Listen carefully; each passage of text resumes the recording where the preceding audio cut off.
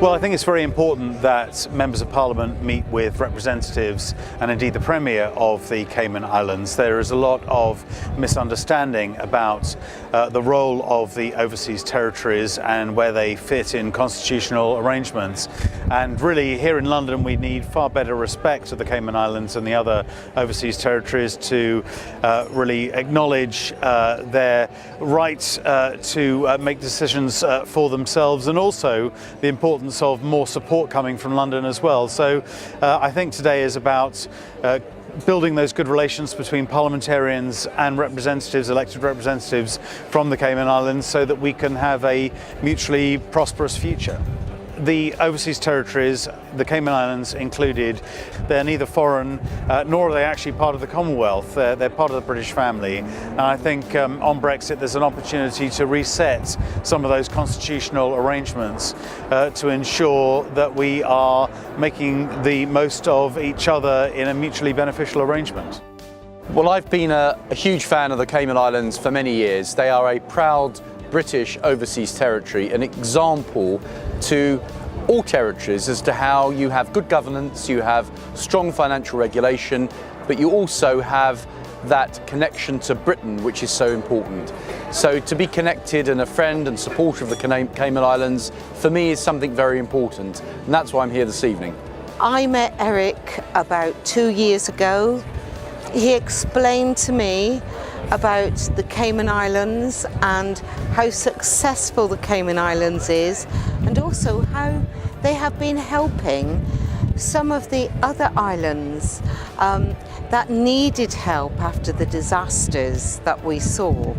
And I really believe now that we should work to make sure that the Cayman Islands and the other overseas territories regain the position that they had before the UK joined the European Union. What we're about here is making sure that parliamentarians, by extension the British government, and we hope the British public, can see both the good things about overseas territories, also see some of the progress that's being made to make sure that they are actually some of the best regulated jurisdictions in the world.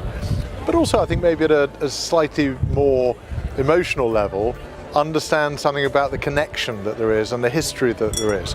The 100,000 odd people who are British citizens in the overseas territories need to be looked after by the British government. I think there's an understanding, in Her Majesty's government, that the Cayman Islands and the British Virgin Islands and all the rest of them have actually gone as far as they can go. They are cooperating totally on illegal dealing of one sort or another with the authorities. I just believe that they have so much to offer. We should be encouraging them.